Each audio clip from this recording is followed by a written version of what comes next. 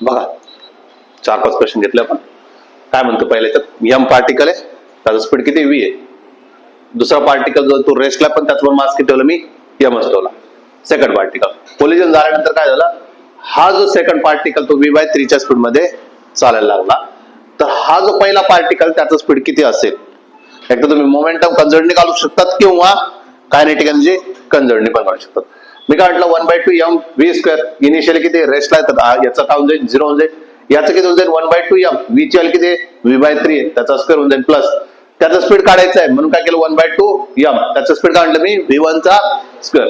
मग काय झालं 1/2 m 1/2 m गेट कॅन्सल. मग काय उरलं v² काय v²/9 plus v1².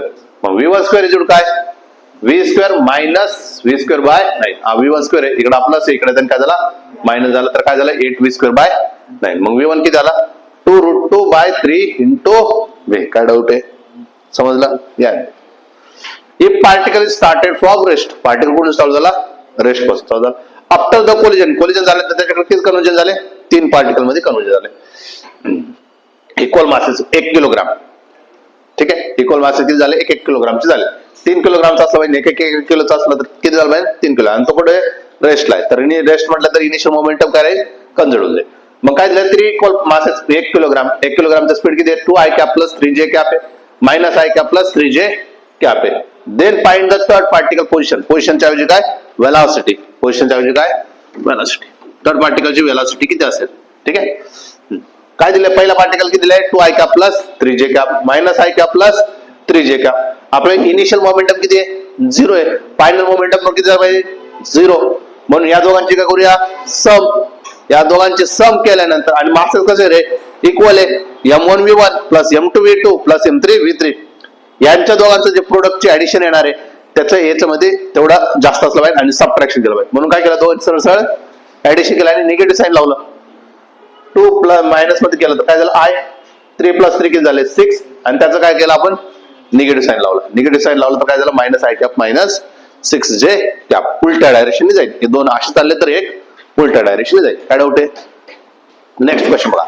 Next question मध्ये काय केलं 10 किलोग्रामचा ब्लॉक युच्या स्पीड मध्ये खाली येतोय. तो खाली येत आहे तर स्पीड वाढणार. स्पीड वाढल्यानंतर काय होणार आहे रिबाउंड होणार. रिबाउंड होताना 50% एनर्जी काय करते लॉस करते. 50% एनर्जी काय करते लॉस करते. आणि किती मीटर हाईट जाते 10 मीटर हाईट परत अचीव्ह करते. मग क्वेश्चन मध्ये तुम्हाला 10 मीटर जागी 20 मीटर दिसू शकतं, 50 मीटर काही पण दिसेल, पण 50% एनर्जी काय होते रिड्यूस होते.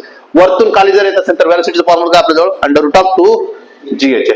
मग 2 × g टाकलं तर 10√2 आलं. कळालं का. जेव्हा तो ग्राउंडला येणार तेव्हा किती त्याच्याकडे वेलोसिटी राहणार 10√2 राहणार. कळालं का. मग मी काय म्हटलं 50% एनर्जी काय करणार आहे लॉस करणार. म्हणून काय म्हटलं मी फायनल कायनेटिक एनर्जी जोड काय इनिशियल.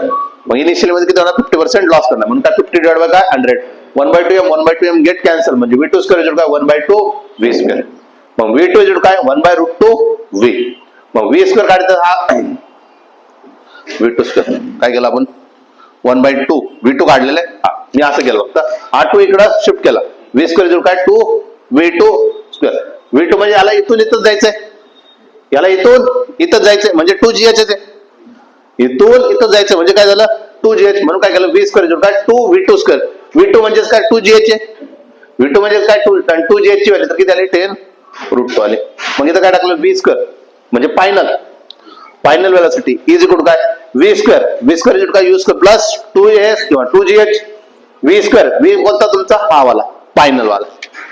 कळालं का. हा वाला हा टाकला तर काय आलं तुमचं 2v2² आणि v2 ची व्हॅल्यू किती लिहिलं आपण v2 ची व्हॅल्यू पण काय होणार वरती जायचंय म्हणजे किती होणार √2gh. हा √2gh. 2gh टाकलं तर किती होणार आहे हा जर 200 येतोय हा किती √200 येतोय त्याचा स्क्वेअर करून किती होणार आहे 200 होईल. स्क्वेअर रूट चा बाहेर काढलं तर काय होऊन जाईल 200 होऊन जाईल. मग त्याला फक्त 2 ने मल्टिप्लाय केलं तर काय होऊन जाईल 400. म्हणजे किती झाला 400. हा प्लस 200 2gh च्या फॉर्म्युला नुसार 200 इकडे आला किती झाला 400 मायनस 200 किती झाला 200. मग u किती झाला तुमचा 10√2 आणि √2 ची किती असते 1.414. 10 ने मल्टिप्लाय केलं किती 14.14.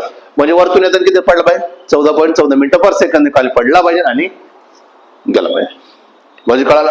या एक पार्टिकल त्याचे 2 तुकडे झाले. एक पार्टिकल त्याचे किती झाले 2 तुकडे झाले. मग m1 आणि m2 त्याची कायनेटिक एनर्जी लिहिलं. काय लिहिलं? 1/2 mv² असतं. मग पहिला पार्टिकलचं म्हणून काय? 1/2 m1v1². मग आपल्याला माहिती आहे मोमेंटम कसं राहतो? कन्झर्व्ड राहतो. मोमेंटम काय राहतो तुमचा? कन्झर्व्ड राहतो. म्हणून काय झालं? 1/2 p² m1. सिमिलरली सेकंड साठी लिहा 1/2 p² m2. मग कायनेटिक एनर्जी जर टोटल काढलं तर 1/2 p²/μ. टोटल दोघांच्यामुळे किती झाला? मग काय केलं? पण म्यू कसं लिहितो आपण? म्यू म्हणजे reduce mass m1 m2 upon m1 plus m टाकला आणि आन्सर आला. नेक्स्ट क्वेश्चन मध्ये लास्ट क्वेश्चन चॅप्टरच्या एंडिंगचा. काय केलं? 3 किलोग्राम ब्लॉक आहे, ब्लास्ट झाला 1:2 पार्ट मध्ये तुकडे झाले. 3 किलोग्रामचा एकाच 2 मध्ये झालं म्हणजे 1 किलोग्रामचा दुसरा 2 किलोग्रामचा असला पाहिजे. If lighter particles travel with 5 meter per second. जो लाइटर आहे, जो हलका आहे, तो किती चाललाय?